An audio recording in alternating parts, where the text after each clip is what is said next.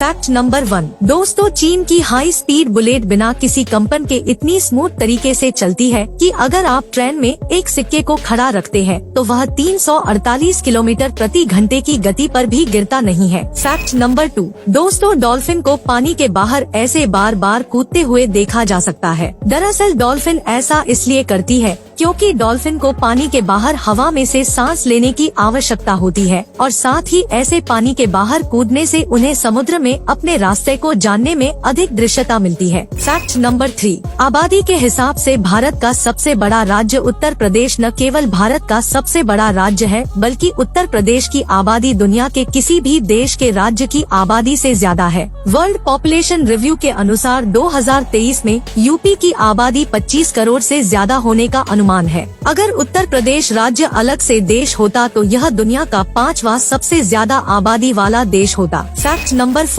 दोस्तों, doctor operation या surgery करने से पहले मरीज को कुछ भी खाना न खाने की सलाह देते हैं। दरअसल ऐसा इसलिए है क्योंकि ऑपरेशन के दौरान जब मरीज को एनेस्थीसिया दी जाती है तब उसके शरीर की जागरूकता अस्थायी रूप से बंद हो जाती है और इस दौरान यदि मरीज के पेट में भोजन होता है तो उसे उल्टी होने या गले में भोजन आ जाने का जोखिम हो सकता है और यदि ऐसा होता है तो भोजन मरीज के फेफड़ों में जाकर उनकी सांस को प्रभावित कर सकता है, साथ ही मरीज के फेफड़ों को भी नुकसान पहुंचा सकता है। इसलिए दोस्तों, डॉक्टर सर्जरी से पहले मरीज को कुछ भी खाना न खाने की सलाह देते हैं। Fact number 5। दोस्तों, हमारा शरीर हमारी हर सांस के पीछे पानी की खपत करता है। जब हम शरीर से कार्बन डाइऑक्साइड को बाहर निकालते हैं तो उसके साथ साथ हम बहुत कम मात्रा में पानी भी बाहर निकालते हैं। जब हम नॉर्मल स्थिति में होते हैं तब हम हर 60 मिनट में औसतन 18 मिलीलीटर पानी बाहर निकालते हैं, यानी हम नॉर्मल स्थिति में रहने पर 24 घंटे में